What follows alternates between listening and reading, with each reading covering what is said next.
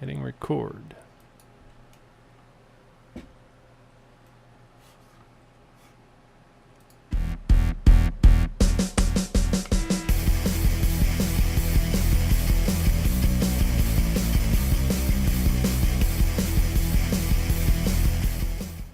All right, good afternoon, morning, or night, wherever and whenever you are. Welcome back to another episode of Tech Stew, the show that discusses the best of everything technology, computers, home theater, gaming, science, and more. I am Mark Murin, I'm Dylan. and we are back, and Dylan is back. And Dylan, as we can see here in the image, is Dino Dylan. Yeah, it's a pretty accurate. I lost some weight since that photo was taken. Yeah, Dino Dylan doesn't have a web camera over there at this point in time, so we decided to give him his own little avatar. And so I think that'll serve its purpose for right now, at least, as we move on here. So welcome back to the Text 2 podcast. Thanks for joining in, everyone, and Dylan, of course. And we're going to jump right into the news stories because we have got quite a few that have developed. It's been a big week, 2 weeks, really. And the first one, right off the bat, is coming right up here. Dun, dun, dun, dun. We've got information on the Nintendo Wii U US release and worldwide release. Nintendo announced when you'll be able to buy the Wii U. Japanese customers will get it on December 8th, costing 26,250 yen for the white 8GB base model and 31,500 yen for the black 32GB premium model. The US and Canada will get it earlier. Yes, that's right, just like they did with the original Wii. It'll come out on November 18th, and the white one will cost you $300, which is more than a Xbox 360, which is about $150 now. And they'll have a fancy black one that's $350. Europe will get it November 30th, and both versions will have a Wii, a stand, a Wii pad, a charging stand, and a play stand. In the USA, you're going to have your base $299 set that will include the console, a gamepad, and an AC adapter for each, the HDMI cable, sensor bar, the 8GB capacity. Every component is white, if that's your pleasure. And the deluxe one, the 350 one, $349.99, is black and will have everything totaling 32 gigs, a gamepad, charging cradle, stands for game, pad, and console. And in the deluxe digital promotion, you get points for every download you purchase, and those can be used for future purchases. So that is the initial information. There will not be any Wii controllers included. The Wii U works with almost all older Wii controllers and accessories. And it's going to have games, of course, a total of 50 by next March. Now, that's the biggest thing here, is that there aren't going to be a ton of games right off the bat. Metroid minigame lives within Nintendo Land. There'll be Metroid Blast. It was demoed and showed a cooperative use of gamepad and controller. And the new Super Mario Brothers, which here's a video clip of that. This one looked pretty cool, though not really mind-blowingly awesome, I suppose. There'll be some modes you can play as your Mii, boost rush mode, you can race the complete levels, co-op speed runs, challenge mini levels, some other games like the Lego City Undercover, Bayonetta 2, The Wonderful 101. Now, one of the biggest games coming out, I guess, would be Call of Duty Black Ops 2, which will have a combat training mode played against AI bots. And they've stated that we've never been able to achieve this level of realism before on a Nintendo platform in regards to Call of Duty with full HD 60 frames per second. And they can use the second screen on the tablet gamepad interface to view the mini map. Along with the support for the Wii Remote, nunchuck, and gamepad, you can have 2 full screens instead of a split screen type setup. And the other announcement was that Nintendo TV is announced, or TV, I guess is how they would probably call it. A new way to find TV, movies, and sports. Find your favorite programs. The Wii U gamepad shows your video options on Hulu or your DVR, Netflix, TiVo, Amazon, all in one place, which not too many do that all in one place. One that comes to mind is the Google TV, but with its keyboard and clunky interface, it's not really caught on very well. You will use your gamepad as a second screen to get more info about games or stats.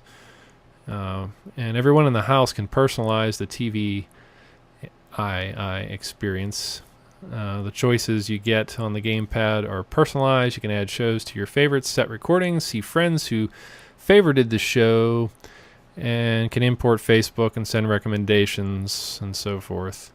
Sports, you'll get scores in game cards, and you'll move to your favorite teams earlier in the list. You'll have search and other features. So a pretty all-in-one kind of TV experience there, aggregator, if you will. And that was the big Wii announcement that just came out. So, I don't know. I'm still a little underwhelmed, although I think that the Nintendo TV option might give them a little more ground. Yeah, I mean, it's like the price point astounds me. There's no bundled game. There's no controllers. I guess it comes with the one pad, right? That's it. Just the one one gamepad. pad. You have to have controllers already. I mean, fair enough, people do, but you're asking $300 for it. Yeah, you can get an Xbox 360 for $150, and exactly, which, as I recall, is still pretty comparable in terms of like processing and graphical capabilities as the Wii U. Yeah, this is kind of like Dreamcast days. Dreamcast came out just before the PS2 and Xbox 360, or Xbox back in the day, I guess. Xbox, rather. And it was cool and great, but then along came Xbox and PS2, which, so it sort of feels like a Dreamcast all over again, with some perks, I suppose. Nothing really groundbreaking here, although the gamepad is kind of cool. The touchscreen, being able to see things at the same time without a split screen. I don't know. Is that really innovative? Well, and here's the problem. It's not innovative unless it has innovative games using it. And they don't seem to be delivering that at launch, which is kind of scary. Because you would think that if one company would be able to come up with an innovative use for their little gimmick screen, it would be them when they've had years to develop it. And it's like the new Mario Brothers gives you the ability to put little blocks on the screen. Like, what does that really get you? Except for nothing. Like, I mean, Mario Galaxy already pretty much did the same thing. Like, when you had a second player, they could shoot beams or hold enemies or something like that. And I feel like that's not... I mean, they've not really achieved anything with that gamepad that I feel that it is particularly interesting beyond that point. It seems like it's just there because they want it to be there. As far as I could tell from that video clip, looked like pretty much any time they used those blocks, it was just something they could have trivially done without them. Yeah, we've got the Xbox too, with Xbox or Windows 8 and Xbox. The future is you'll be able to play your game on the tablet interface and then pick up on your PC or even on the Xbox is down the road. So Microsoft's already kind of got that in mind. Yeah, exactly. And at the same time, new. Part of the other thing is that, like, it's such a... I mean, it's very much a same room type gaming device. Like, I just can't really see too much use for it. I mean, I know there's, like, kind of that sort of dream of, well, you're playing Zelda, instead of having to press menu, There's no more menu button. You just use your pad. But no one wants that. Like, realistically, wouldn't you rather just like be holding the Wii controller, press the like one or two button, point to the item you want, and move on with your life and not have to look down at a pad, which is, honestly, it's in your hands. It's driving your gameplay experience. You can't hold a remote and the pad and use them both. And doing so would be incredibly awkward. Yeah, I like the idea of having a second screen for like adventure games where you have a map down there, but Yeah, but again, you're driving. That has to be your controller. So you're killing off the old Wii remote model and replacing the Wii remote with a probably $100 controller. I'm gonna guess maybe even $150. So I mean, and it doesn't really look like the controller really offers that much excitement as far as control. I guess you have the two analog pads on it. It just seems we got the kind of two uncomfortable. So, all right, yeah, you have wide. a Yeah. fairly competent, about the same as a PS2.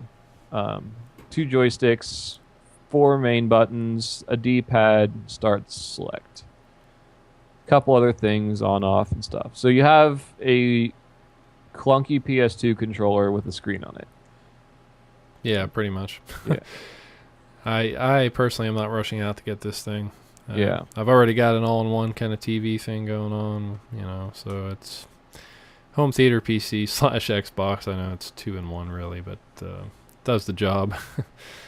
Don't need to spend $300, although some people will probably view it as, hey, I'll spend $300, I won't have to buy a Roku, but yet I'll be able to play Super Mario Brothers. But then again, a Roku is like $100, so I don't know. We'll Yeah, see. exactly. We'll see what goes on here, if this is going to be the next Dreamcast or not. I guess that's the $20 million question. Well, and what always defines that, as we all know, and I would have thought Nintendo learned, is games. And I find it really pretty surprising that they don't have any games coming out with it. Yeah, and games is their middle name. The software is what makes what they sell pretty great. Exactly. And I mean, people are kind of bored of the Mario Brothers. I don't think that's really. They're not really bringing anything new or exciting to the table with that. I mean, if it was Paper Mario or one of those more intriguing versions of the game, Sunshine or Galaxy, then they might have something. But it's another basically 2D platformer, which makes worthless use of their new device. And like, that's your launch title? My God. yeah. There's no interesting use of the gamepad. It's not an interesting game. It's basically just a rehash of the old new Super Mario Brothers games. I'm just such at a loss for what Nintendo thinks they're doing. What have they been doing like all these years? I mean, it's been years since they launched it. It's still graphically limited. They just have a silly tablet that's, pretty outdated now that there are actual tablets. And I don't know. I mean, it'll be interesting to see how it turns out, but I think at that price point, they're going to find out very much not well, as people have found that they don't have any good games for the Wii, and they bought a Wii because it was cheap, but this is no longer really cheap anymore. When you buy the game, buy a controller if they don't already have one, and all that sort of stuff. Yeah, we'll see. We'll see what develops, but we get it first, so another chance for the United States to jump on the bandwagon first here and see what. Yeah, that's a curious one too. I wonder why. They did that with the Wii originally too, and maybe the big reason there is larger market. Maybe succeeds out here, can succeed in the whole world. Sort of a template. I mean, my understanding is that like Japan. Unless I'm getting this confused with Sony, and I don't think I am. In Japan, it's like you just buy whatever Nintendo puts out. Maybe it's Sony, but they go bonkers over Nintendo in Japan. That is. But of course, maybe that's why they're waiting. Or maybe you're right. Maybe it's just larger market. They have a lot more people to sell to in this country than in Japan, so Yeah, that's true. they figured they'd get the manufacturing ramped up for the North American version and worry about catching up. Yeah, and also at the same time, I don't know how big a holiday Christmas is in Japan. I don't think it's that big. Actually, I'm pretty sure it's not that big. So they want to get it. They probably want to get as much out for Christmas in the U.S. as they can, and then pick up what there is in Japan for that season, which is going to be not that much. Well, let's move on to the next one, the next big announcement, and that was of the. No one cares about this one. Yes, this one is kind of meh. It's just A lot of people really are excited about this, but anyways, the iPhone 5 was announced by Apple, and the iPhone 5 is outlined as being the thinnest and lightest phone that Apple has ever built. 20% lighter than the 4S, weighing in at 112 grams. The screen is now 4 inches tall, which is larger than the previous phone. The old one was 3.5 inches. The width is the same, but the phone itself is a little bit taller. They've added ultra-fast wireless. The phone is now LTE capable. That's a faster service that's Sprint, AT&T, and Verizon in the USA, and TELUS, Rogers, Fido, Bell, Virgin in Canada use. It has 2 times the CPU that the old one, as far as speed goes, 2 times faster graphics compared to the A5 chip. The new phone is equipped with an A6 chip, which I believe is still dual core. This means that your apps will load 1 to 2 times faster than the 4S. The camera will offer an 8 megapixel sensor, a 5 element lens, and f2.4 aperture. It'll have the same camera as the 4S, basically.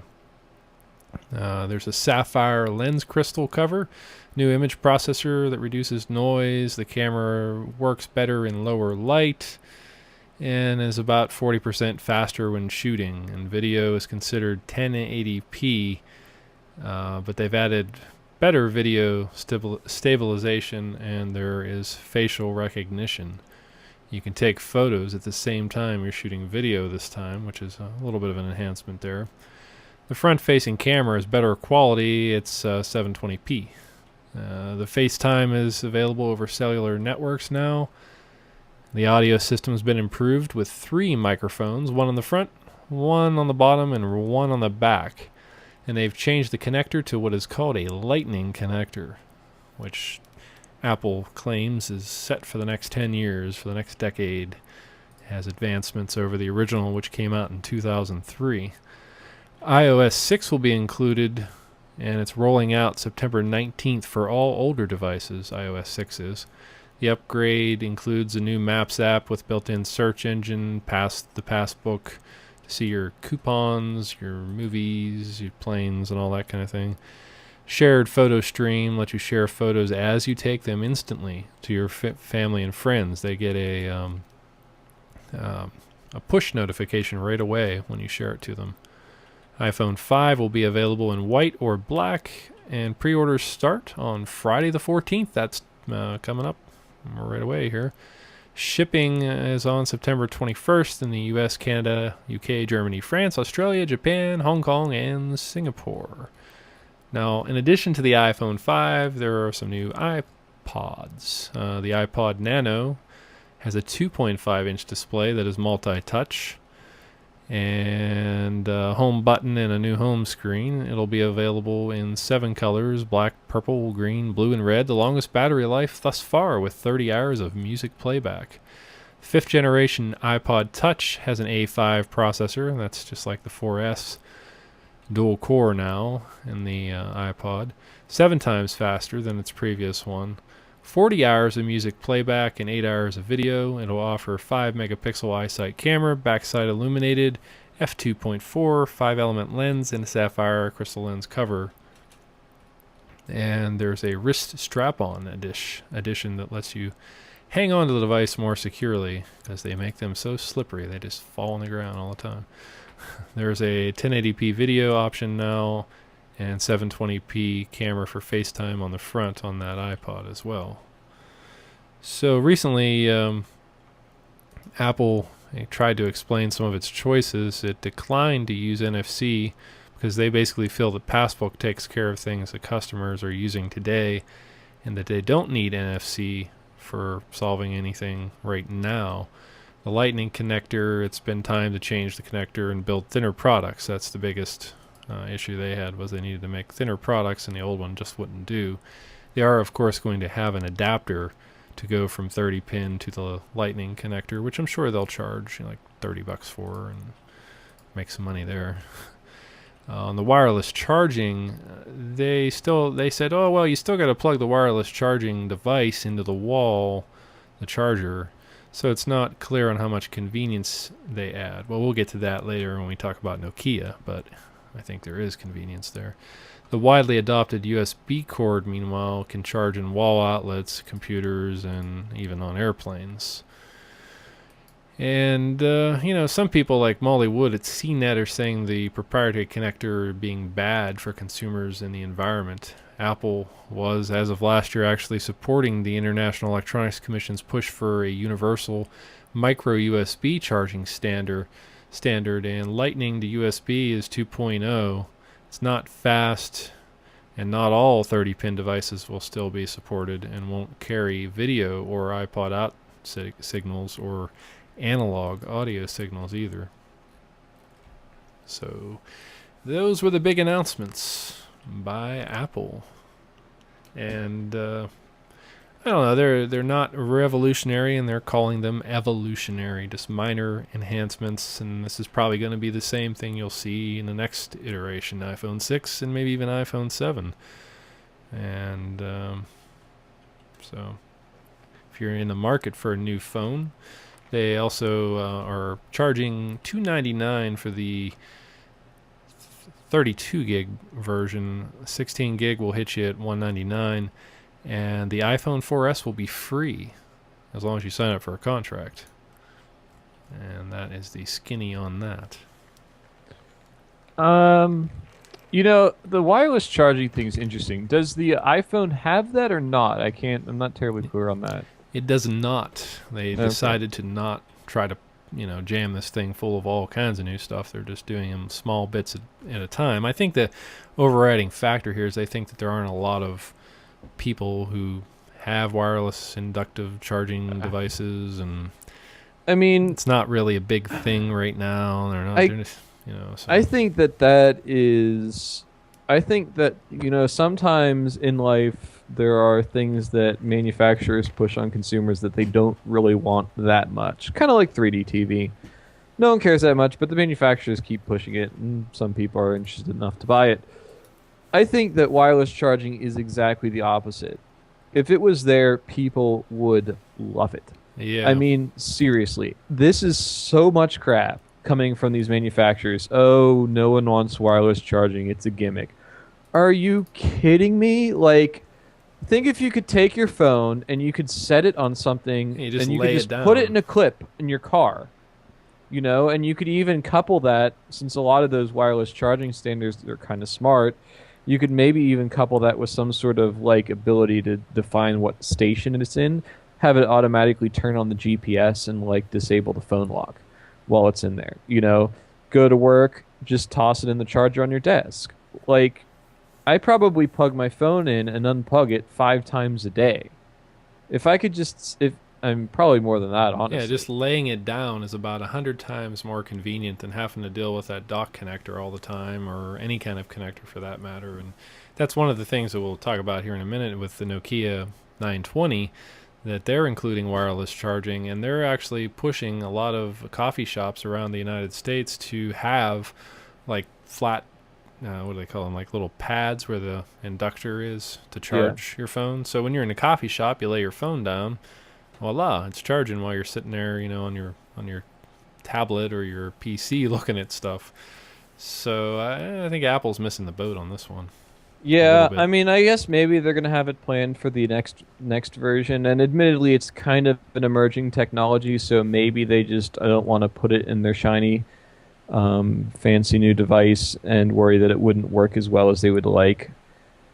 I mean, to give them the benefit of the doubt, I think we can do that. But yeah, I just find it so weird that people. It's like, how can you, do you really just like unplug your phone in the morning, leave it in your pocket all day, and never even think about like using it for navigation or using it as a music player or you know playing a game with it on your desk? And is it really just like in your pocket until you get home and then you charge it and go to bed? I just Yeah, well, don't worry. They'll come out with the yeah. iPhone 6 with it, and then they'll charge everybody $300 for a new one. So you want this Exactly. feature, you got to give us $300. Even though technically, right now they're starting to push more for software than hardware, becoming more of a software specialist here in recent times. But Well, such, I mean that only makes sense. It's tough to keep up with hardware when you're kind of just Apple. They've always kind of strived for their software with just high end hardware and not really like innovative hardware. And so I think that they're now that their competition's caught up on the hardware side because it's not all proprietary and expensive. I think they're kind of moving back towards their competing by being the Apple ecosystem where everything is shiny. yeah, yeah. Well, they're making iOS 6 with improvements, as we've mentioned some of them. The let's see, we're still on the iPhone thing here. But the iOS 6 is going to have 200 improvements, and depending on where you live, the standard Maps application, for example, is going to be available all over the world. But some of the cool features, like the 3D buildings, is only going to be available in the United States-based area. Traffic feature will be available in 23 countries, which includes Australia, China, the US, and the UK. And you can see the whole list out on Apple's site. And they got like nice new a lot of nice new features. You can ask Siri questions like, what's a good movie to see and things like that. They've made it a little more dynamic, interactive, and the sharing of pictures that gets instantly pushed to your friends. Little minor evolutionary changes that if you could take a snapshot of what they're doing now and compare that with, say, 2003 or well, that was iPod days, I guess. When the first iPhone came out, uh, 6 years ago or however long it's been, you would see a drastic change. And as things come up, they add new features to kind of mold to what people are looking for, and that's what we're seeing now with iOS 6 and iPhone 5 and so forth. And they're redesigning the GUI in iTunes. iTunes is going to be rebuilt. And brand new versions of iTunes are coming in October for the iPhone, iPad, OS X, PC. The store Well, is it's about completely time for that redesigned. one. Yeah, it is. That app has been a slow, sluggish application for quite a while. And on the iPhone and iPad, the user interface is completely redesigned. Landscape mode has been highly optimized, inviting sideways swiping to browse through content and search results. And Facebook is deeply integrated into iTunes, of course, bringing the like button to every app page, allowing for easy sharing via the Facebook graph. iTunes search being improved. Searches across your entire library, including music and video. Searching is online. You won't lose your place in a library. Clicking a search result brings you to the album or playlist. Double-clicking will immediately play the selection. The desktop version of iTunes, getting the facelift, of course, has an edge-to-edge design, simplified interface. Clicking on an album expands the image to the middle of the screen without opening a new window. Creating playlists is easier. Seamless split screening, allowing you to hop into your music library without closing the playlist. And there's going to be a new mini player for iTunes that has a lot of advanced features you would see on the full-blown one. Of course, iCloud built directly into iTunes. And iTunes Store on the desktop is closely mirrored to what you would see on a mobile device now. Hey, that sounds a lot like Windows 8 and Windows Phone 8, mirroring devices there. Anyways, the new iOS Mountain Lion, released in July, will also have numerous features from iOS to the desktop. Notes, reminders, notification center.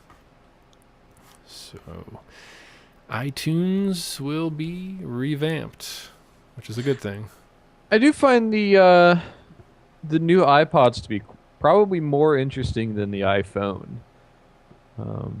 I mean, this is the first time they've had the touchscreen one in color, I seem to recall, unless I'm mistaken. And it looks like the iPod Nano is now touchscreen as well. Oh, the iPod was color before. It had a single core processor, I believe, before. They had a color version of the iPod Touch? Oh yeah, it was color. I've used it. I just have seen them all black, so I don't know. I guess I missed that part of it. I think was it the Nano that was maybe monochrome previously? No, I thought the iPod Touch Generation 1 and 2. Is there a 2? I thought the iPod Touch. Yeah, there was a 2. Was only when you think about one your color iPhone, for a time, it's but probably the object that I don't you follow use the most in your iDevices life. that closely, so I It's could the have missed that. product And is this that you also have with you is this all the the first time. generation that With the this Nanos unique are now a relationship touchscreen people as have well? with their iPhone.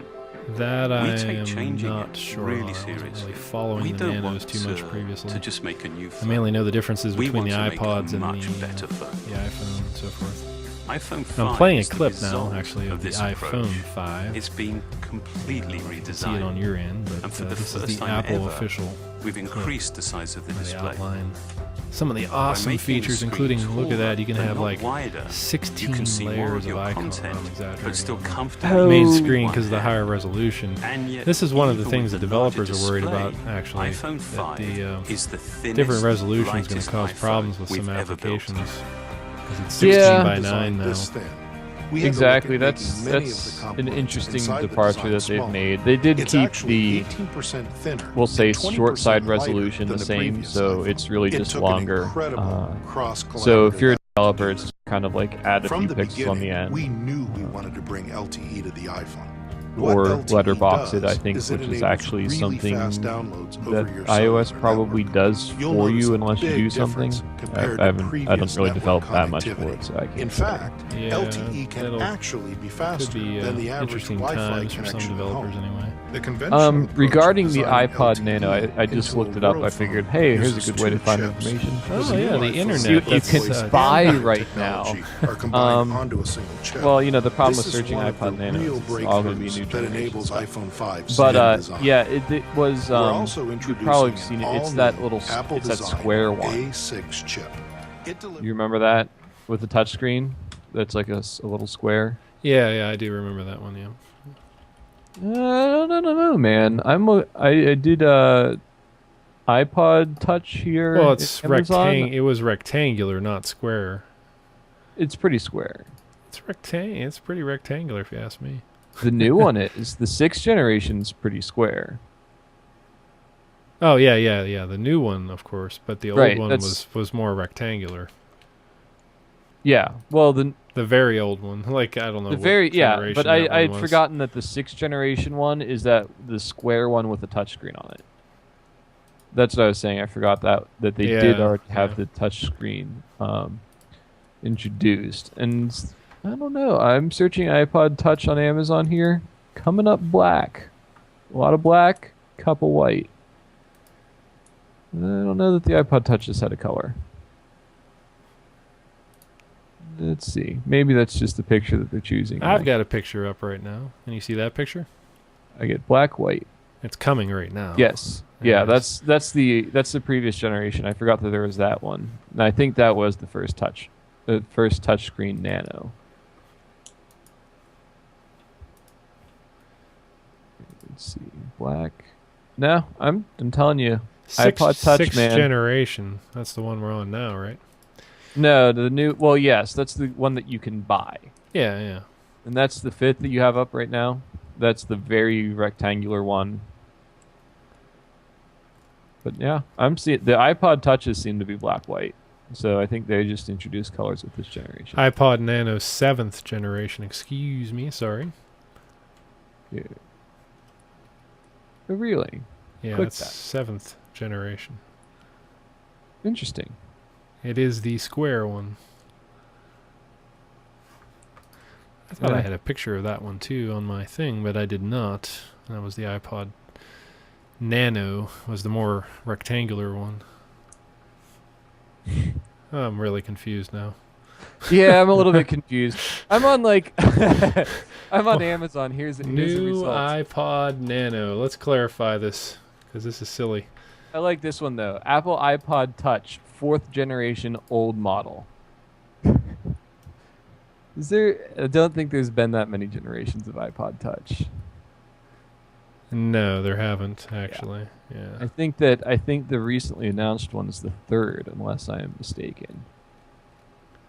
Yeah, there's your Nano. Oh wait, no, there are 4 generations of iPod Touch. Man, we should maybe take a look. Well, that's the iPod Shuffle. The little square ones are the iPod Shuffle. Yeah. They have so many different versions of these things that Yeah. Well, I Yeah. never realized that the iPod Touch was been out that long. Huh. There are indeed. that is the Nano, the more rectangular variety. But yes, actually, Wikipedia has presently confirmed the one correct thing that I said this whole time, which is that the latest iPod Touch, which is the 5th generation, is the one that introduces colors. The other ones had colors, but only this generation, number 5, that is not out yet, has colors. Oh, you're referring to colors of the actual body, not a color screen per se. Yeah. Oh, yeah. I mean, I things don't haven't know had a what- black and white screen since like late 1990s. When you said color, I wasn't thinking the body. I was on another planet. Let's move on to the next topic before we lose our minds here and all the iPod Nano and shuffles and get arrested by the Lego police. That's right. There's a news story circulating right now that the proposed law revision for emails stored on remote servers will offer the same protection as if you had your emails on a local computer as far as legality goes and warrant. As part of attempts to revise the Video Privacy Protection Act in the United States, Senator Patrick Lee proposes giving email stored on remote servers the same protection email stored on home computer gets, namely that of the need for a warrant. The measure has attracted bipartisan support as it would clarify requirements for law enforcement. And meanwhile, the U.S. House passed an extension on the FISA Amendment Act, meaning the government will not need a warrant wiretap anything it feels justified to wiretap. So some computer law-related news circulating right now. And the other big story is that I would point out that I don't know how exciting that will really be. We'll have to see how that pans out, the privacy laws, because they have a way of getting amended, and the details tend to change pretty significantly. Yeah, they do over time, and it's just the beginning of that one. But the other announcement is that Intel has been making announcements regarding the new Haswell CPU, which is coming in early 2013. Intel unveiled details on Haswell in 2013. It will be a completely new processor architecture manufactured using the same 22 nanometer process and 3D Tri-Gate transistors as Ivy Bridge. There will be no change in key pipelines. L1, L2 cache will get a bandwidth increase. You'll have a decent CPU boost, and it will have double the theoretical floating point performance due to something called Advanced Vector Extensions, or AVX2. It'll have 2 more ports to Unified Reservation Station up to 8 operations per clock cycle, which is up from 6. The biggest thing here is that they are focusing on power efficiency and graphic performance. Intel is claiming that the laptops could see double battery life over that of Ivy Bridge. The new power state that is not active, the S0 or Sleep Hibernate S3, S4, there's going to be a S0iX, which is active but only uses 5% of the power of an idling Sandy Bridge. And reactivation is pretty much seamless as the computer comes back online or tablet. SoC Haswell is 10 watts, which is down from 17 for Ivy Bridge. And they've added several low power interfaces typical of ARM. So they're getting on the battle here with ARM on a lower power end of things. This will be in mobile devices in 2013, tablets and laptops and so forth. Their GPU, this is one interesting thing, is being revamped, or it's getting more hardware. New GPUs will support DirectX 11.1, OpenGL 4.0, OpenCL 1.2. It'll have half the power of Ivy Bridge. New performance level GT3 at Anantech showed Skyrim on settings of 1920 by 1080 next to the current HD 4000 GPU and the same frame rate with 1366 by 768 in medium settings. So it was able to run on high settings at a full 1080p basically with this new chipset. It supports 4K, has video quality engine that allows decoding of video without waking the whole GPU. And so it's going to be an interesting time for Ultrabooks and tablets and long life laptops in the near future. Yeah, I mean Intel's doing pretty good work. I have kind of a I'll believe it when I see it opinion on that matter. I know Intel's definitely correcting a lot of their weak points, let's say. I know Ivy Bridge ultimately, when it came out, certainly seemed pretty good, but I think AMD had them a little bit beat with the Fusion platform. And obviously Intel's graphics has been for a very long time pretty pathetic. So it'll be interesting to see how once this actually makes it to market, if it's still competitive or delivers a good price point and all that sort of stuff. Also, I mean, in 10 watts, it sounds good when you're looking at Intel chips, but I don't know if that's not really tablet friendly, you know. That's yeah, not. talk let's to put it this us. way. Talk to That's us when it gets down to 1 watt. Yeah, exactly. I mean, I don't see people carting around a 10 watt hour battery. So, now that is what? That's probably the TDP. Do you know? I am not sure. I have some of the stats up on the screen here. The What did they list that power doesn't as? cover Though? that though. Let me see. Follow your source link.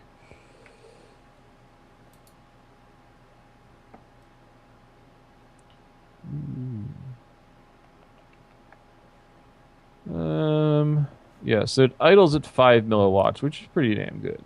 I mean, no problem with that.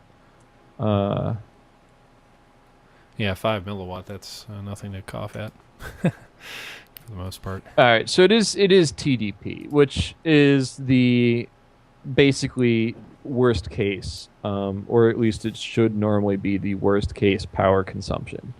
So, maybe it can run adequately at 3 or 4 watts. I wouldn't think out of the question, but that's still asking kind of a lot. It ain't going to be on your phone for long ever. Yeah, we'll have to wait till 2013 to see how these perform. Early 2013, we'll probably start seeing comparisons with the ARM tablets for sure, especially with Windows 8 on ARM. Yeah. I mean, I think that's probably what they're shooting for with that chip is, a performance sort of like Windows 8, basically, where you're not looking. Yeah, Windows RT. Compare with the RT on ARM, and if they can deliver a tablet that performs just as well as the ARM one as far as power consumption goes, then they've still got the bigger market there, at least for right Exactly, and with like a more like maybe even more like a Asus transformer type application where you can put where you're aiming for more of a netbook that's actually a tablet sort of thing where you can put a bigger battery in it. now. Yeah. Well, the other announcement was that the Ultrabooks will have an iPhone Siri-like voice interaction coming at the end of this year. At IDF, Intel announced Ultrabooks will come with Nuance's Dragon Assistant beta voice recognition software, which will enable direct interaction of your Ultrabook based on voice commands. The feature will allow users to use voice commands to show maps, play music, shop for products, and post on social networks like Twitter. Intel and Nuance's voice interaction features runs natively on the Ultrabook platform as well. And the Ultrabook understood voice commands to show pictures in San Francisco and show results in a browser. And the Ultrabook, the first one to have this will be the XPS 13 at the end of the year. And it's my understanding, I think, that you actually tell it to wake up. You say, "Wake up, dragon." That's not a joke, except you're not speaking in dragon language.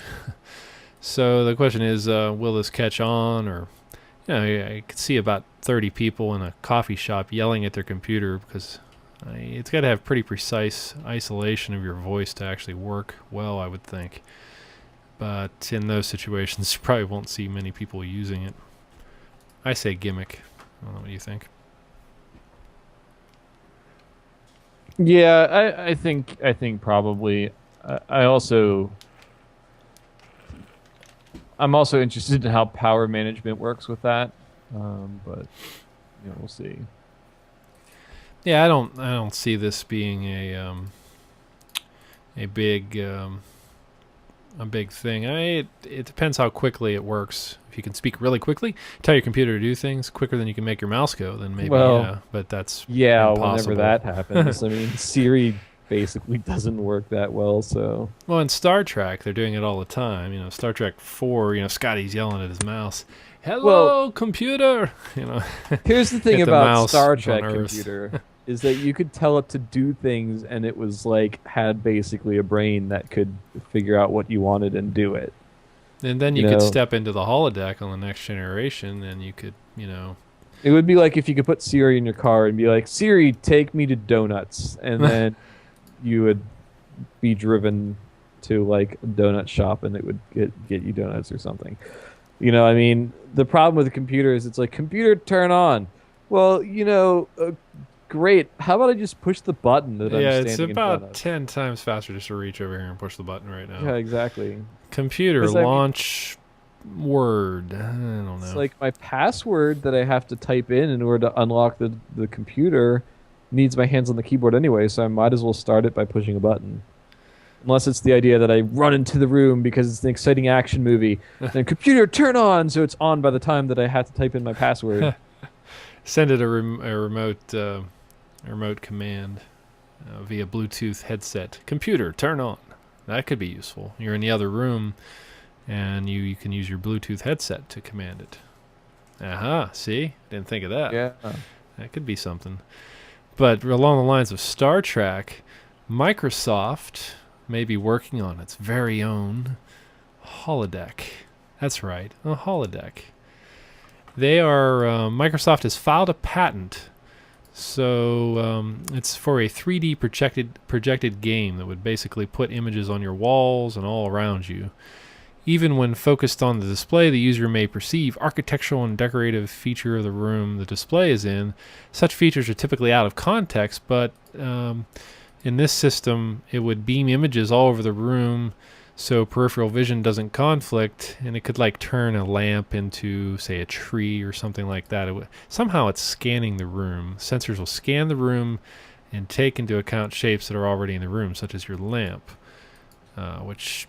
This is an intriguing thing if it would actually work, but if you're in a really tiny room, would it work then? They might be like, "Hey, your room's too small to simulate a desert for combat or something." I don't know.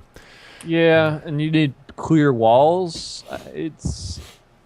I think it's one of those things where it's like they put work into it, so they're going to put a patent out because they like to patent things. I don't know. This, could be an Xbox 360. Get it? 360? The Xbox face palm, 362. but my arms are too short to reach my face. It adds new meaning to 360. I don't know. Just to make sure that the safety system isn't turned off so bullets don't hit you and stuff like that. But it's intriguing, I must say. We'll see if it actually comes to fruition or not. But one thing that is coming to fruition, but we still don't have full details on it, is the Windows Phone 8. And Nokia held a big event on September 5th. They announced their first Windows Phone 8, the Nokia Lumia 920 and also the Lumia 820. The 920 features wireless charging, an 8.7 megapixel camera, 4.5-inch screen, which they claim to be better than HD, a Snapdragon S4 processor. In addition to lots of camera features, Nokia also added in offline maps, turn-by-turn navigation, and a capacitive display that'll work with gloves when you're driving down the highway on your motorcycle. Important in Finland in some cases, actually. No price or availability yet, but we know that it's probably sometime after November 1st, most likely. The SDK was delayed, according to Microsoft, so a lot of developers aren't happy right now because here we have a shiny and nice looking, as you can see, Nokia flagship phone, but no way to develop for it right now. The 920 has the 1.5 dual-core Snapdragon S4 CPU. It has NFC and the integrated wireless charging and the PureView camera capable of 1080p video and 8 megapixel. This is a brand new spanking thing here with PureView, and they talk about being able to see the phone in direct sunlight, such as in a desert. So if you're walking in the desert and you need to find the nearest water hole, I guess you'll be able to see your phone to see it in bright sunlight. Hey, I mean, that's useful. I mean, honestly, the whole thing sounds like it's a pretty solid platform. Like, as I said, people, they're down on that. One of the things that I find very interesting as a possibility for the future is, like, when you take into consideration things like wireless charging and, potentially NFC or just even Wi-Fi and, obviously Bluetooth, like, there's no reason to have a hole in your phone anymore. Apple devices already basically, you can't open them. So, and that's not just them even. So, like, you could really just have a hermetically sealed device these days. Once you have the wireless charging done, boom. You could be underwater and playing on your phone. Yes, that's true. You could be. And I think that would be the coolest thing in the world. Well, pretty cool. There's cooler things, all right? I don't know. I think this phone looks fantastic. It seems to have all the features you'd want in a new phone. Well, it doesn't, because all the features that I want in a phone, which unfortunately are very uncommon, is a real keyboard. And I'm super... Here, let me cut in. New Text2 exclusive, but not really. T-Mobile's getting a new slider phone out, which is pretty modern. It's got the S4 processor in it. Oh. Yeah. Okay. Is that a Windows 8 gigabyte phone? of RAM? We talking No, Windows 8? it's Android. Oh, But Android. if boo-hoo. Yeah, boo-hoo. But I mean, if you like a real keyboard on your phone, it's like almost the only game in town. For a long time, people thought they weren't even going to be producing new things, and like I think T-Mobile's last one, I'm on T-Mobile by the way, was like an LG thing. It has like 384 megabytes of RAM, single core processor, and I'm like, what? What? I don't get it. I just find the keyboard to be such a wonderful thing to have on it, and I find it so interesting that just about every manufacturer is like, no one wants that. Yeah, And meanwhile, like I know someone who literally just bought a 7-inch tablet because it's too much of a pain in the butt to type on their touchscreen phone, and I'm like, I can type on my phone better than you can type on your tablet because I got a keyboard on mine. I personally would like a keyboard. I wouldn't mind that that feature. And on the screen right now, I have some specific specs on the new phone. It comes in at 185 grams, which is a little bit heavier than the iPhone 5. Of course, it's bigger, 4.5 inches, 768 by 1280 on the resolution side. Has 32 gigs of memory built in. Likely price, the guess right now is about, people are guessing around $299 and $199 for the 920 because the old Lumia was about $199, so maybe $299 for this phone. Are they talking? They've got to be talking, I would think, with contract. That would be a pretty damn good price if that was with contract. Unlocked. Yeah. I don't believe this has removable storage though. I actually believe it specifically does not. Something blah blah blah about defiling the design of it. I think that's pretty ridiculous, but I guess 32 gigabytes is pretty acceptable. I almost wonder if it's something they haven't figured out with Windows Phone. Is getting the removable storage to work the way they want it to. They want to have a patch set out before they do that. I mean, it's weird, but it is actually, it's a bit of a trick. That's why they usually put the SD card in behind the battery, so you can't just take it out without killing the phone.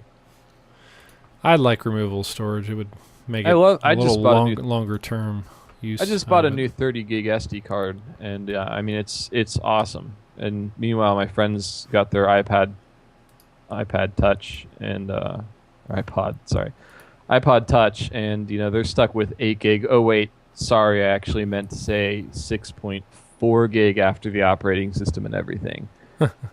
Yeah. And I'm like, yeah, guess who's now got 32 gigabytes of space? Holy. And without, for $20. $20. It's getting so cheap these days. Well, that is one advantage there, but I think that on the Windows Phone 8 side, a lot of corporate people might jump on the Windows Phone 8 bandwagon because of BlackBerry being delayed again. So you'll have people who are like, hey, Windows platform, well, we use it here, so I'll give them a shot. They got good camera, good specs on the phone, wireless charging, and so forth. It could be a good time for Microsoft, although they're going to have a while to go to catch up in the app realm, but with the ability to develop an app in Metroland and have it be ported to the phone much easier, that's going to be a very attractive thing for developers too. I think I've said before, and I think it was here, that there's a really large void that they can fill in the enterprise sector here. That even BlackBerry is not going to fill, and I think, and educational as well. They could really. The problem is that no one cares about the enterprise market in Android. I don't know why, but they don't. You would think. I know Samsung's got some sort of thing, but I think Android was kind of designed almost from the ground up, not really caring too much about enterprise, and there's just no interest in making infrastructure. Whereas when you have you look at the Apple devices, they've got carts, that you can wheel into a classroom and give everyone an iPad. And that's just something that there doesn't seem to be a lot of incentives to develop for Android, with big distribution stuff. Maybe there's stuff I'm just missing, but it really seems a lot like, and then obviously with Apple, your issue is, of course, that it's expensive as all hell. That classroom to fill that cart, $500 each, 30 iPads. Good luck getting that in your budget, right? And they don't care. There's no cheap version. If you want to develop, you have to deal with other licensing terms, and all that sort of stuff.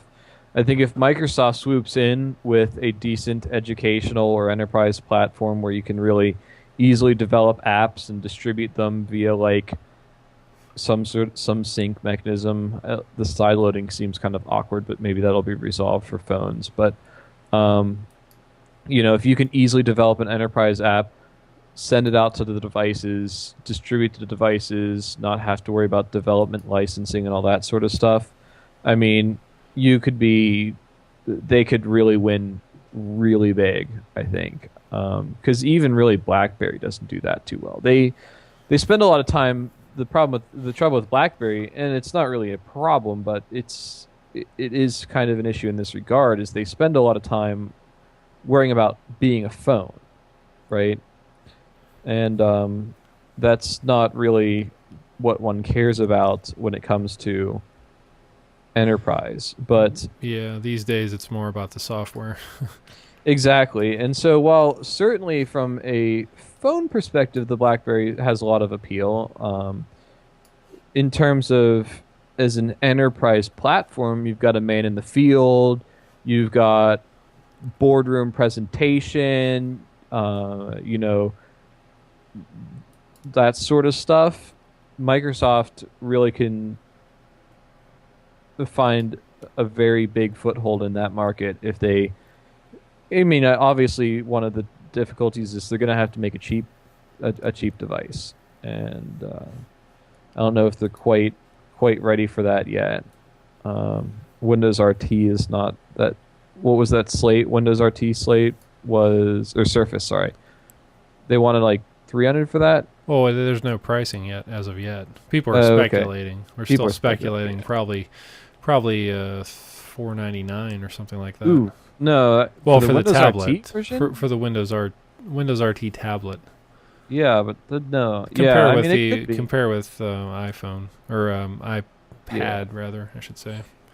Yeah, I mean it's possible. I think that would be kind of a foolish price point because I don't think that there's going to be a lot of people that are wanting to.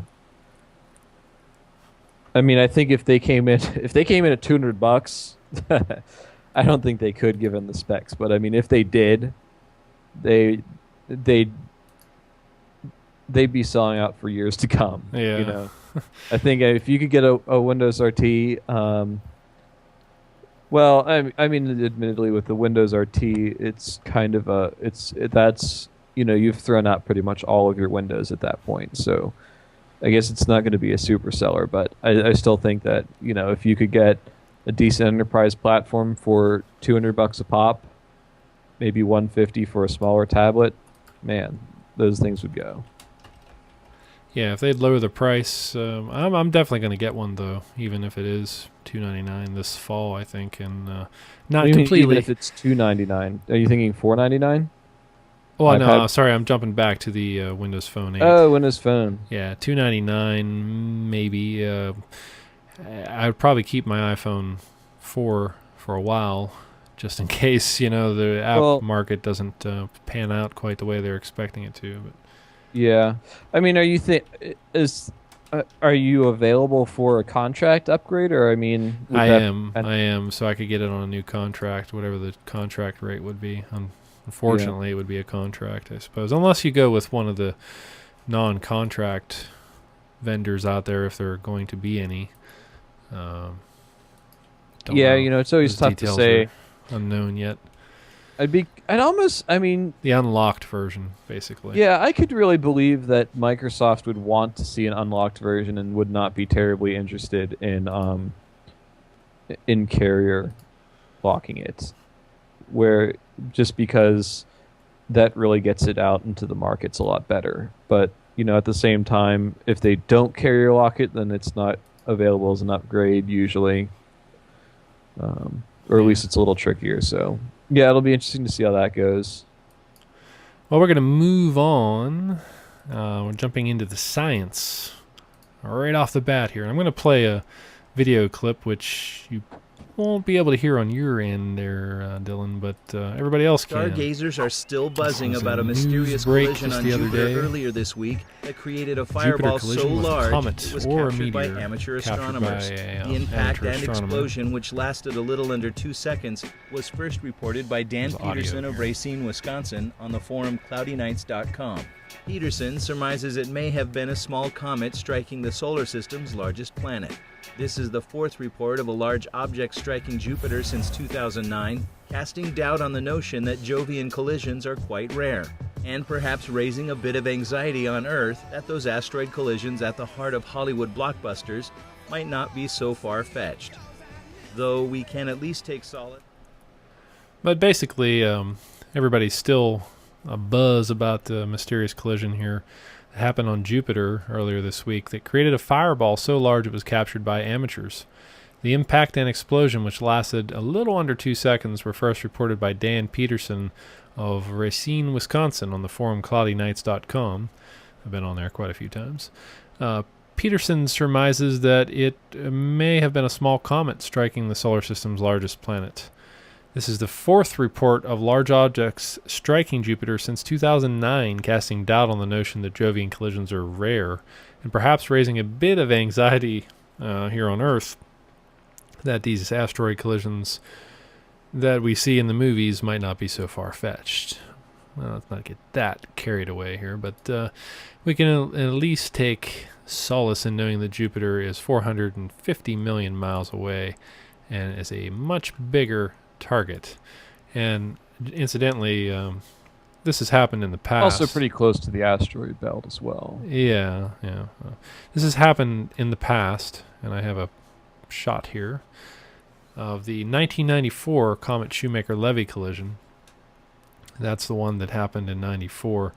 Now, back in 94, when it collided, I managed to look at it through my telescope. I had an 8-inch I still have the same one, 8-inch reflector, and I was able to see the little impact plumes on the atmosphere of Jupiter in 1994 when that occurred. You could see little tiny black spots on it. It was kind of cool because that was a pretty big comet, pretty big event in 94.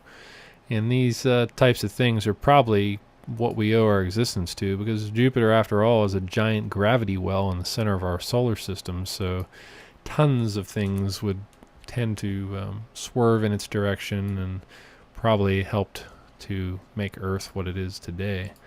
So I don't know, they say it's rare for these collisions, but I bet if we had more observational stations over there, it'd probably be a lot less rare than we think. Well, yeah, I That's mean, my it's take. certainly looking like it. Yeah. Well, I guess, I mean, that's what one of the articles said, is it casts doubt on the assumption that they're pretty rare, because kind of seeming like not these days. Yep. Now that people are paying attention. It'll certainly open some eyes now. The other science story here is that of a bionic suit that helps paralyzed patients walk independently. A new robotic suit that shipped to rehab centers in the U.S. this year is starting to gain some fans and patients and doctors. The suit braces the legs of people with spinal cord injuries, basically. And the patient uses his arms to push against metal crutches, activating motors in the bionic legs and allowing them to stand and walk independently. These devices cost about $140,000 each, require about a $10,000 annual service contract, according to the New York Times. And it's one of the first to make a robotic exoskeleton. This is made by Exo. Supportive skeleton strapped to the outside of the body, carrying its own power supply, and it doesn't need cables. The current version of the suit is designed for rehab centers only, but they aim to make a lighter version for the home by 2014, in actuality. Project Walk physical therapists hope that the Exo suit will be more of a precise replacement for that process where therapists have to physically move the patient's legs when they lean on the walker. And of course, Exo isn't the only company interested in these robotic limbs to enhance people's actual natural ones. Several companies and labs are studying them for therapy, home use, or for gaining superhuman powers. In May, a woman who was paralyzed from the waist down completed a marathon using a rewalk suit, which is currently under study. And the military, of course, has big interest in this for carrying heavy loads. So we're starting to see some more robotics heading into the home therapy realm here, I suppose you could say, but military would probably be the biggest area we'll see an increase in this in the near future, I would think, in addition. Yeah, interesting tech. I find it to be one of the more uninteresting ones, honestly. Just because it's kind of one of those things that's always really been able to be done. It's just costs a lot of money, Well, I think the power source being portable, that's a big one right there. And again, just kind of a lot of money. I mean, how long have we had lithium-ion batteries? They haven't gotten that much better in the past couple of years. It's just that they've probably gotten a little bit cheaper, and they've had to use entire computers to make these things work in the past, though. I think.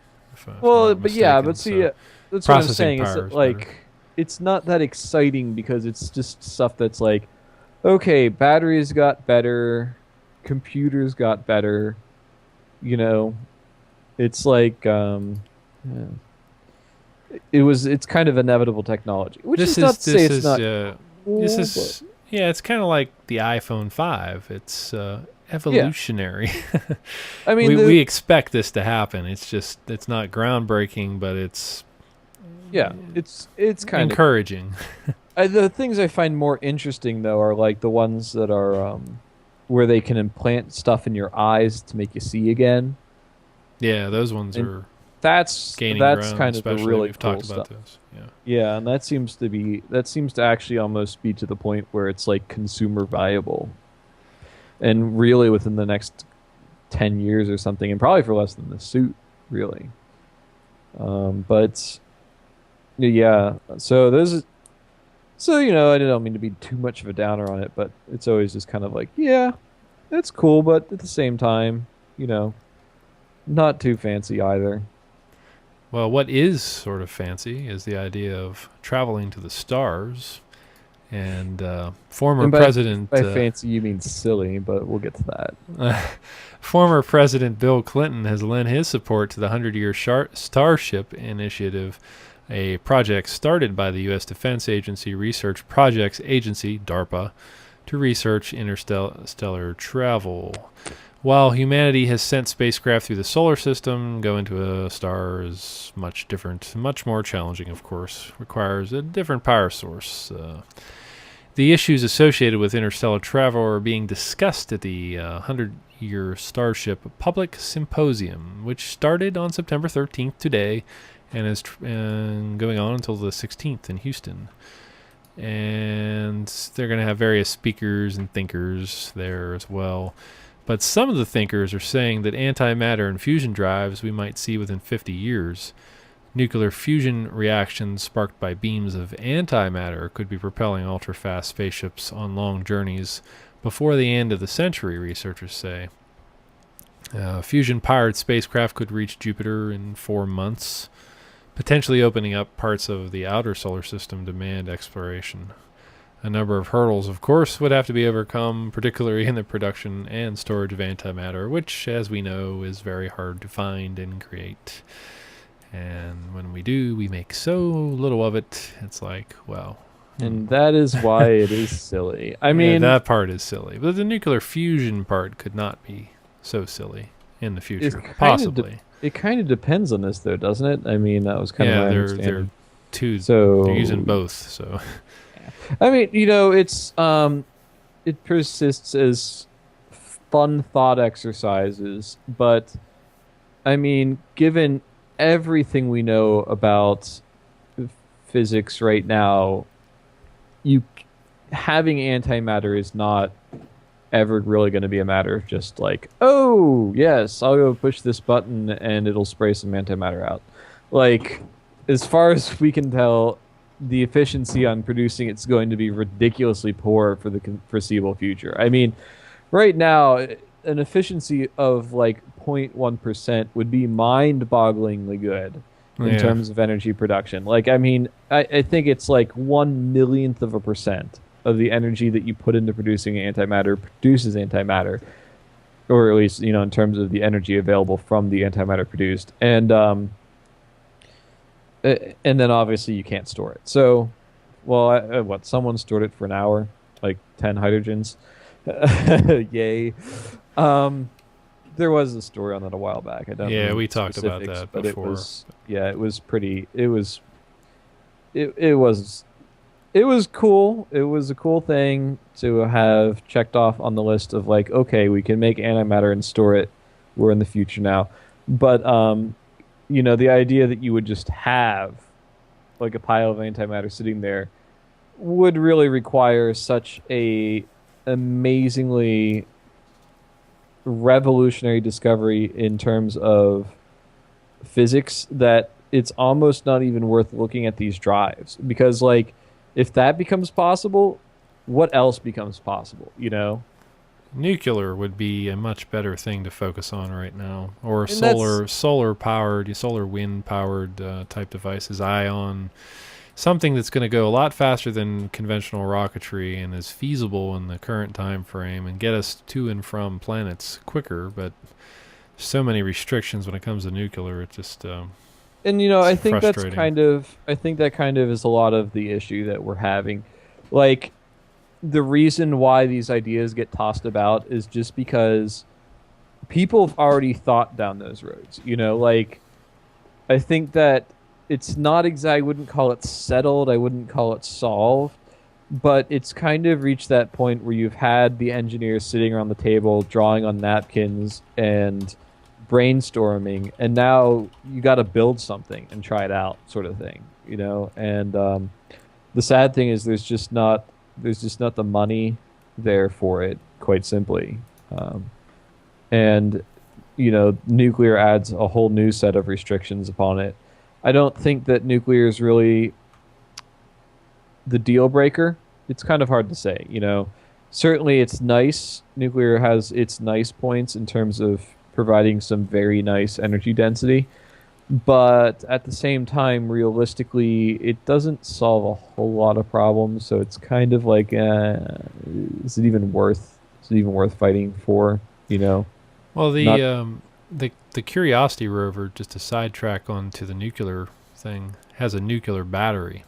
Yes. You ask, how did they get that approved? Do you know how they got that approved? That I do not. I mean, it's certainly very different from a nuclear reactor. I think it's because it's using plutonium-238, considered non-explosive. Yes. It has five kilograms of plutonium-238. There's a very good reason. There's very good reasons for using 238 and not 239.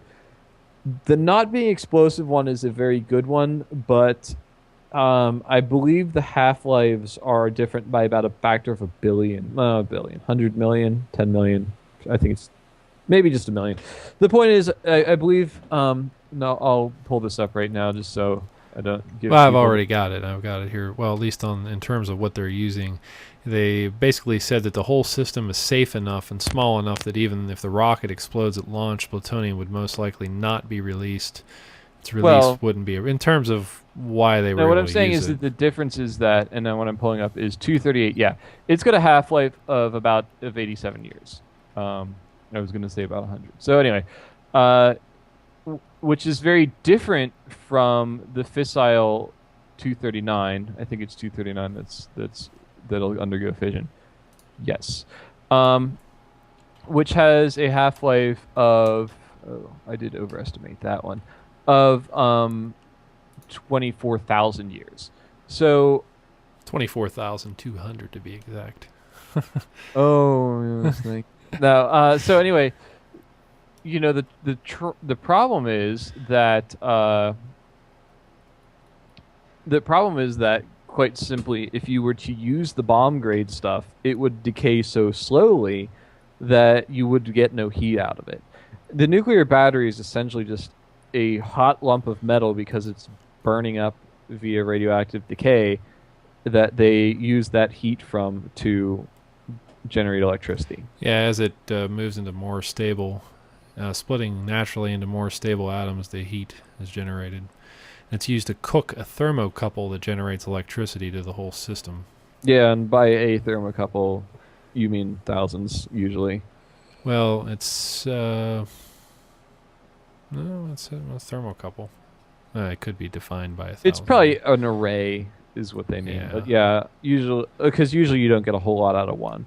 It's a long-standing tradition of powering your satellites. I think the Voyagers use the same ones, or the Pioneers or Voyagers use the same stuff. A little uncertain because Well, this one's 14-year life expectancy on this one. I think part of the main issue is just that even though the plutonium's good for a couple hundred years, well, the plutonium I would say is obviously it loses half its power in 87.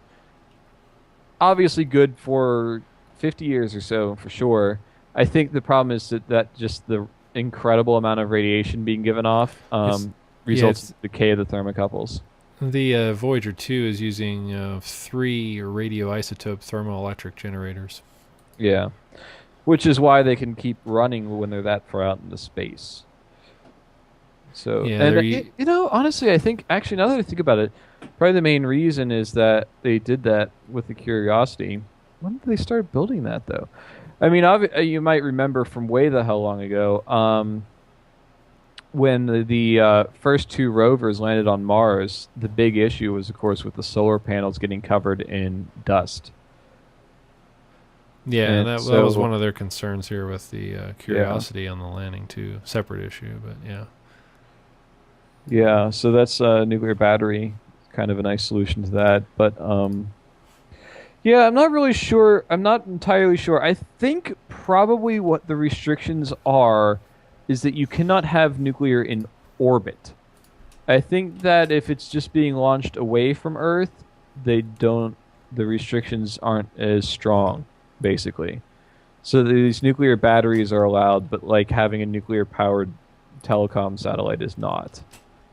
Which makes a lot of sense. I mean, that's a lot more cleanup, and it's kind of wasteful when you have something so close to Earth anyway. Yeah. That doesn't need a long mission, that doesn't have quite as many unknowns, that if it does get blown up, it's not really that big a deal to build another one and replace it. And, obviously, all those satellites pretty much come down eventually, so kind of another key reason to not have too much nuclear crap on them. Yeah.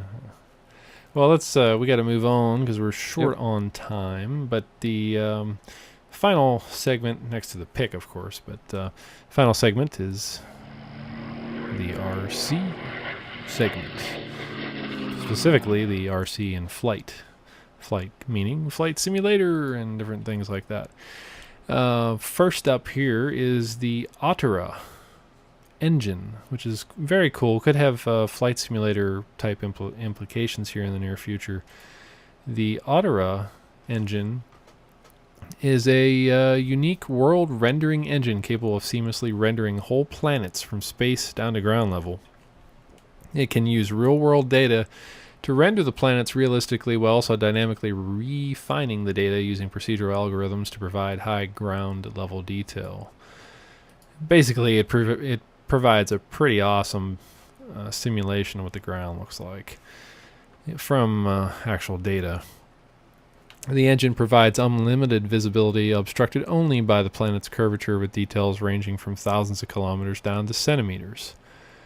And in particular, I think the Flight Simulator X gets down to 7 centimeters on their generated textures on the ground and so forth. Real-time atmospheric rendering, oceans and shore waves, as you can see in the images here as I cycle through a few of them. What else we got here? Let's see. So I downloaded this. I tried it out. It was indeed pretty awesome. Here's a little sample clip from it right here. This is their demo video, actually. Basically, they have in the demo that you can download from their website. We'll put a link up on techstew.com for that. There, you can drive around in a truck, and you can build things on the terrain and make buildings and so forth. That is called Anteworld, or Anteworld. I'm not sure how they pronounce that. It's a demo that has the whole planet Earth in free camera mode or 8-wheeler truck mode. And people who like it or want to support the overall engine can buy the alpha release of Anteworld at a discounted price of only $15, half the amount for the final release, which will be $30. And that'll guarantee you regularly access to regularly released alpha and beta updates of the game together with the final version when it's done. And the price is gradually going to rise with each major release. It has multiplayer and different things you can do there as well. The Outerra engine runs on OpenGL 3.3, requires recent graphics. It will warn you if your drivers are out of date or refuse to even run if you have old ATI drivers. They're saying minimally an 8800 GT NVIDIA or 4850 ATI, 512 memory on that video card, 2-core CPU. I'm recommending a 460 GTX or an ATI 6850. I still only have a 5850. 1 gigabyte of CPU memory. And the game is a world-building game on massive, true-to-life scale of our planet, returning aboard an interstellar colonizer ship built by the golden age of mankind. Players arrive on planet Earth to discover civilization and humanity have vanished. They will have to rebuild civilization, exploring, fighting, and competing for resources while searching for clues to the disappearance of humanity. As you can see in this video, some of the blade detail in the grass just is stunning, absolutely stunning, and the scenery in the distance looks like you're walking through an actual scene on Earth. Yeah, I must say they've really done a very good job with the procedural rendering. I mean, I'm surprised that it's taken this long to have such a nice simulation because, I mean, you can just see from those hardware specs. I mean, what, a gigabyte of RAM was it? No big deal there. But is this a demo video you've got up? Yeah. Yeah, it was. Showing, No, yeah, showing the probably the what's that? Anteworld. That's the Anteworld. It's part of the. It's part of the game. Yeah, it's surprising. Like, I mean, especially when you see games like Skyrim around, they almost do this, but they don't. They come close, but not to the level of realism you see here. Now, can you imagine this in a flight simulator game? That would just be. I don't even know what to think. I mean, Flight Simulator with all the add-ons I have that are out there as well, it just makes it so much more realistic. But this just by default is like is mind-blowing, I think, to some extent, if it works as well as it looks like it's going to work. And the demo certainly played well when I tried it. But you can download it. We'll put a link up there, or you can go right out to their website at, I think it's Outerra.com, Outerra.com, and, or Outerworld.com, excuse me. Out of our world, almost, as you can see. It'll be interesting to see how it performs once it gets past this stage, you know, because they've kind of gotten the easy stuff. But they've got, when they start like throwing in cities and stuff, it'll be very interesting to see how that, with buildings and structures. Yeah. I don't mean to sound pessimistic, but because there's nothing really intrinsically that much more difficult about that, you know, with rivers and maybe clouds and stuff like that. But yeah, I mean, you know, obviously that's probably going to be the next step. Because that's kind of what it's missing at this point. That's kind of, flight simulation would be cool, but you have nowhere to go except crash in a field or crash in a different field. And you know what would be what then this technology really needs is then to be able to procedurally generate the planets at random, which it probably already does, and then procedurally generate games as well on top of that. So you can actually have like a multi-planet, like Play the Galaxy sort of game, you know? Yeah, that would be cool. And sweet.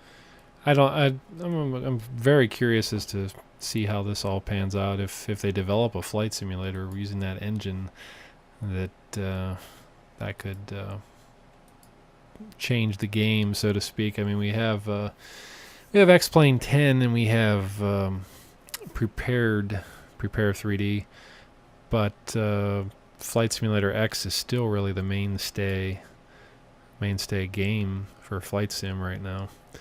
And I'm going to show another add-on for Flight Simulator, which is pretty slick here. Just bear with me 1 second. Before we get to that add-on, I'm going to jump to another add-on for Flight Sim. Aerosoft's US Cities X Niagara Falls Buffalo for Flight Sim. And this is a video clip from that. And it is pretty sweet. It's only $15.99 if you want to see Niagara Falls like you have never seen before, on your computer at least. You can fly around Niagara Falls and Buffalo, highly rendered, looking pretty darn good as you can see in the video here. There's an example of some of Buffalo's city rendering there. Now they have shadows turned on in this video, and typically most simmers, unless they have some kind of 7 gigahertz machine, which is impossible, but are not going to be running with shadows turned on. I certainly don't, because it brings the frame rate way down. This is there's Buffalo. 850 major buildings are included. It's a pretty spectacular add-on. They've got lots of granular details, and the falls look great, although the water in this image doesn't look as good as it does on mine. They're probably not set to at least mid 2x mode on their water textures. They may even be running in DirectX 10 here, which there are ways of making DirectX 10 and Flight Simulator work well. Maybe sometime we'll go over those. That's too much information for this show right now. But the other add-on is that of Accu-Feel. 1 second, do I pull that one up? Dun, dun, dun. Flight Simulator is really great, I gotta say. Dylan, if you want to do some simulation of what it might be like to have an ultralight and fly, it would be the place to train, perhaps, at least procedurally. Really? I thought that, does it support crashing to your fiery death, like, I've been told is what ultralights do? Yeah, it'll simulate that pretty well, too. But Accu-Feel will make it feel like you're really in that glider, or that ultralight, rather. Accu-Feel, and I'm going to play the video. When I play the video, I'm going to let it go for about 2 minutes. There's a pretty good talking segment here. Basically, it's a program written for Flight Simulator X that adds additional physics and sound to make you feel like you're really in the craft and make it feel like a real airplane. And it works on all your existing default planes and stuff that comes with Flight Simulator, and then you can buy some of the ones that they have, like the B-17 or the P-51 and so forth. And here is that video with the audio right now. So take a listen. Almost 4 years ago today, A2A Simulations released their first Accu-sim aircraft, the Boeing 377 Stratocruiser. Beyond the development of all these new aircraft systems, Accu-sim created more feel for the aircraft and the flight. You could hear the strain on the airframe and also the squeaks and rattles as it taxied on the ground. The next Accu-sim aircraft was the P-47 Thunderbolt, which introduced an all-new audio system. For the first time, you could open your canopy and hear the wind outside. Then came the Piper J3 Cub, where we actually added physics on the ground and in the air. Since then, A2A Simulations has released a Boeing B-17 Flying Fortress, yes, Captain, I've got him, the Supermarine Spitfire, a new Captain of the Ship upgrade for their Boeing 377 Stratocruiser, and the latest, a P-40 Warhawk. After all of these Accu-sim aircraft have been on the market, we finally found a way that we can bring a touch of Accu-sim to almost every aircraft in your collection. And we've done it with a new FSX global enhancement we call Accu-Feel. Let's fire up FSX and I'll give you a quick tour of what Accu-Feel does. Now here we are sitting in our Microsoft default Cessna 172. Now let me just start by opening the door. Default Cessna. Now the door's open, and we don't hear anything. Now I disabled Accu-Feel for this test, but let me open the control panel and re-enable it. Now watch what happens when we simulate the wind that goes over the airframe, including the wind that is generated from the propeller. You're hearing the actual physical wind going over the aircraft. Our Accu-sim customers have been enjoying this feature for years, and now we can put it on other aircraft. Okay, let's bring up the default Microsoft Beech Baron. Now, Accu-Feel looks at the characteristics of the aircraft, its dimensions, its engine type, etc., and builds a profile based on that information. Let's throttle up and taxi a little bit down the runway. Now the wheels are starting to turn. Accu-Feel has generated the seams and the bumps on these paved surfaces.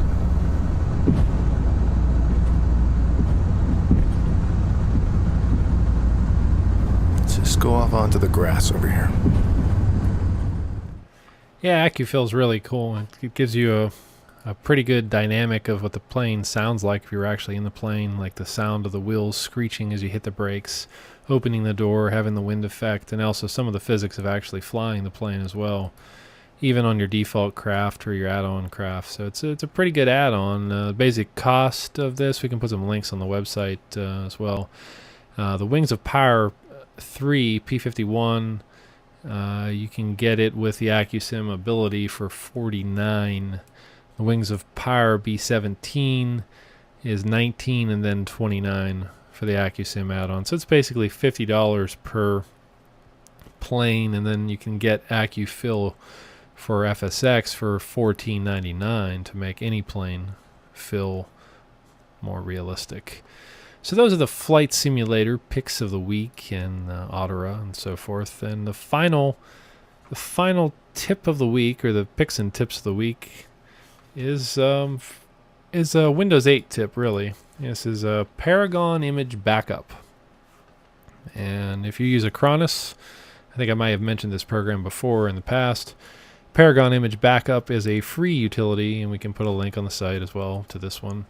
You put your email address in, and they'll send you free keys to actually use it. Acronis right now doesn't work on Windows 8, but Paragon will work. You can create a bootable recovery disk where you can boot up, just like with Acronis. Boot up into the Paragon mode and restore your image and so forth. It has some backup and restore tools, some troubleshooting, your basic backup and recovery ability. You can specify maximum compression, use volume shadow, copy. This is an example of going into the actual backup here as it comes up. Pretty good tool for free. It doesn't seem to really have many advanced features, but it had enough to justify using it over Acronis, at least until Acronis fixes the issue. Acronis version 11, I believe it is going to have an update that'll work within Windows 8 in the near future. So in the meantime, this supports brand new REFIS, Resilient File System, for backup and restore.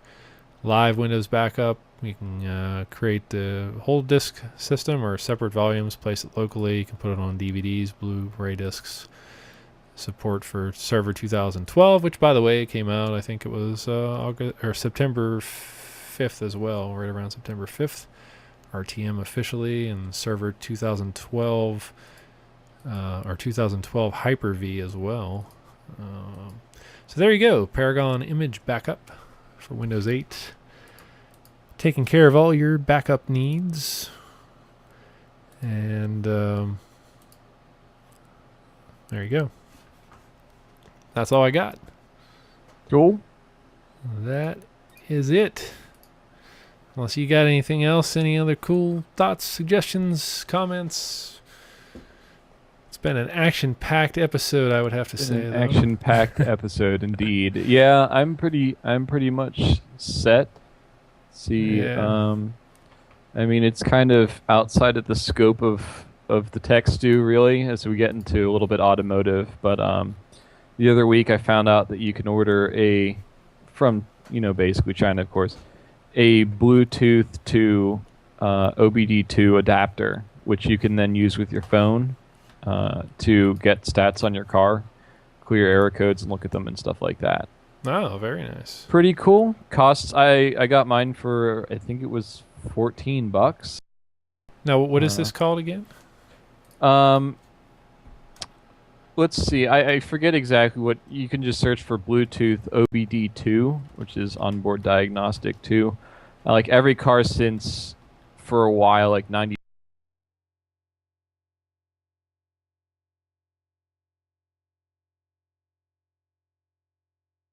Car has a. That's how the mechanic knows what the problem with the engine is. Is it? They pull up the OBD2 stuff and it gives them an error code that they can look up. So yeah, for $14 and potentially the cost of an app. There's a few out there. Some of them are free. Some of them are not, as is often the case. You can you check on your check engine light and monitor things like RPMs and speed and coolant temperature, whatever your car happens to support. Providing data-wise. Yeah, very nice.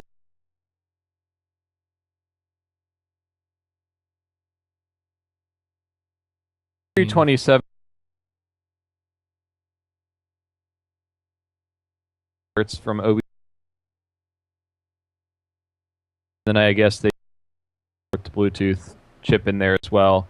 My understanding is that a lot of the China ones days don't use the actual ELM chip and instead just emulate the whole thing on a microprocessor. And apparently some of them, make it through quality control because there is no quality control, if you know what I mean. So which one did you get then? Which version? Oh, geez, there's a mini and there's not a mini, and past that it's pretty much all the same. I got an Elm in the not mini version, and past that it's pretty much whatever label they slapped on it in China. Okay. I'm not even kidding. I mean, it's one of those. This little thing has relevance for what I'm having trouble with my car right now, actually. So, check engine lights and all sorts of nasty stuff. I've been to the dealer, and it would be nice to be able to monitor this while I'm driving. So when the code pops up, I can see at that moment what happens. So maybe I'll have to pick up one of these. Yeah. If you want to borrow mine, I can. It's actually in my car, so. If you that could be interesting. That could be a little tech at lunch or something. Yeah, very cool. But yeah, it's just tip pretty there. cool thing, especially since the standalone devices usually end up costing like $80 at sort of the mid price. Sure. Yes. All right. Well, I think that's going to wrap up today's show, though. We had a lot of good stuff, and. Remember to keep on cooking with tech, and we'll see you next time. Text you. See you next time.